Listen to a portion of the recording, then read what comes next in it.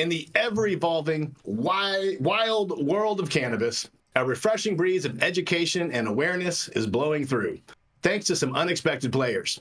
You see, big MSO operators, multi-state operators often get a bad rap, but when it comes to this project from Curaleaf and Acannability, the first advertising cooperative within the cannabis sector, they're charting a new course. It's a course set towards enlightening customers with much-needed information about cannabis. Now, Acannability has joined hands with Curaleaf to launch a public service announcement campaign. This collaboration is more than just a partnership, it's a mission to elevate the cannabis industry standards through education-driven advertisements. Imagine a world where cannabis knowledge not just flows freely, but accurately.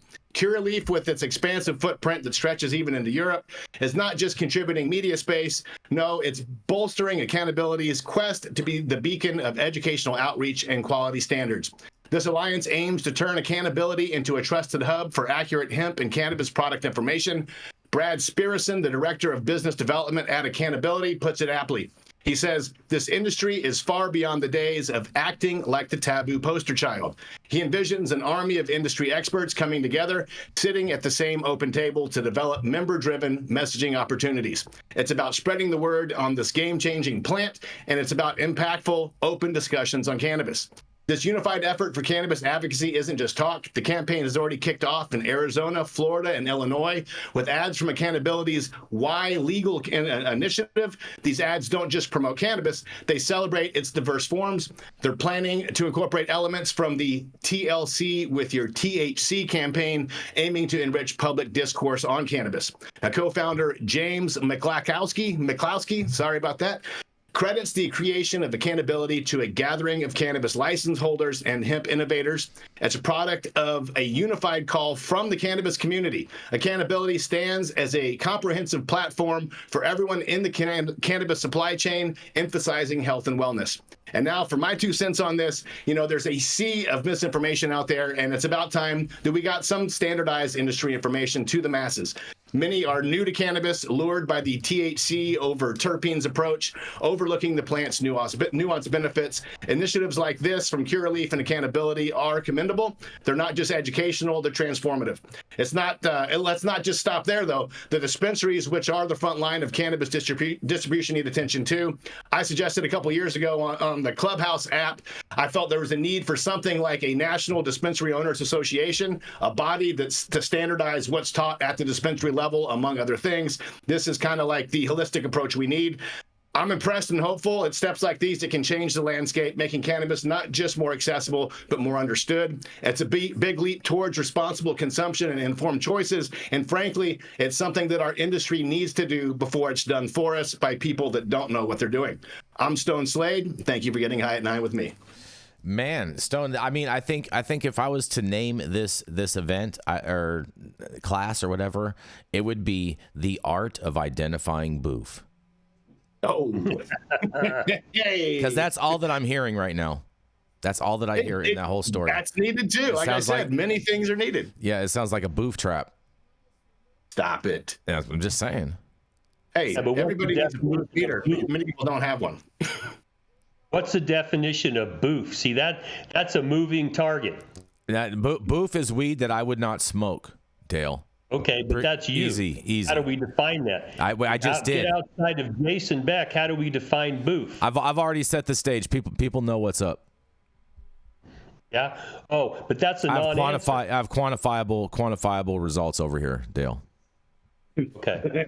Well, but going way back when they first identified these, there's been stupid misinformation coming out from people who don't understand the biology and physiology of the human body, how to put it in, what it does, and it's marketing. Mm-hmm. And I would like to see some metrics that are uniform, but it's going to require that you bring some cannabis physicians in, some pharmacists that know cannabis, as well as the people in the marketplace to bring information true that's statistically correct.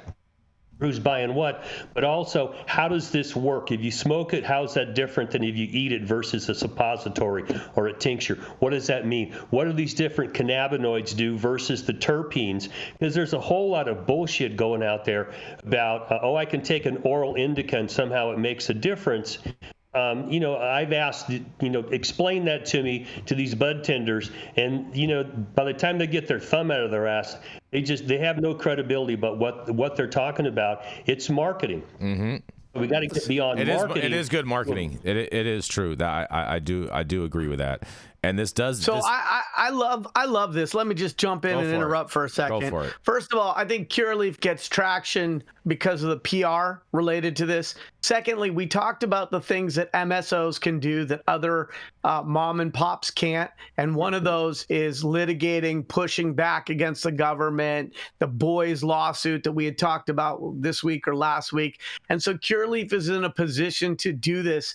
And this is a great thing for them to be doing with their resources. They get positive press as a result, but they also get to help expand the market for everybody. And so we know that cannabis education, that there isn't enough of it, but most of the conversations around cannabis education are focused on supporting cannabis operators, supporting social equity cannabis operators, teaching people how to operate within the business. And the idea of putting consumer-centric education out there to help increase the market, I think is great. Everybody wins as long as the information is accurate. So kudos to Curaleaf.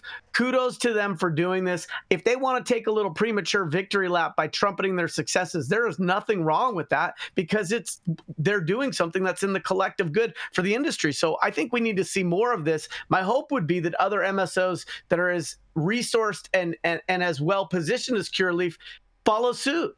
And I see this as them really taking a leadership position on something that's sorely needed and everybody benefits. Mm-hmm. Yeah, I agree with you 100%, Yarrow, 100%. I'm not a fan of Curaleaf, but I'm a fan of this, and it needs to happen before it's done for us. Like, we're still here talking about hey, what do you want, the highest THC? But what if it's bad education, you guys? This is indica. Like, we need to standardize our shit, or it's going to be done for us. But what if it's bad education and it's all based off just whatever they just want to just pull out of their ass?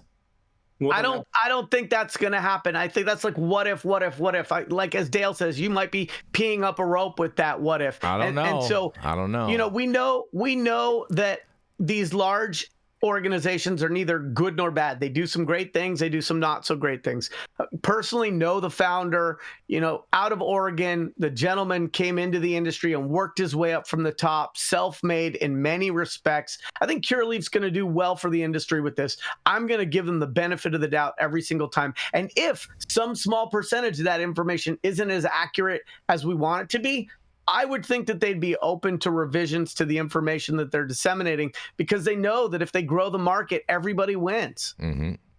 All right, fair enough. We're gonna roll right into you, Yarrow, in the essence of time today, so we can, what I'm saying.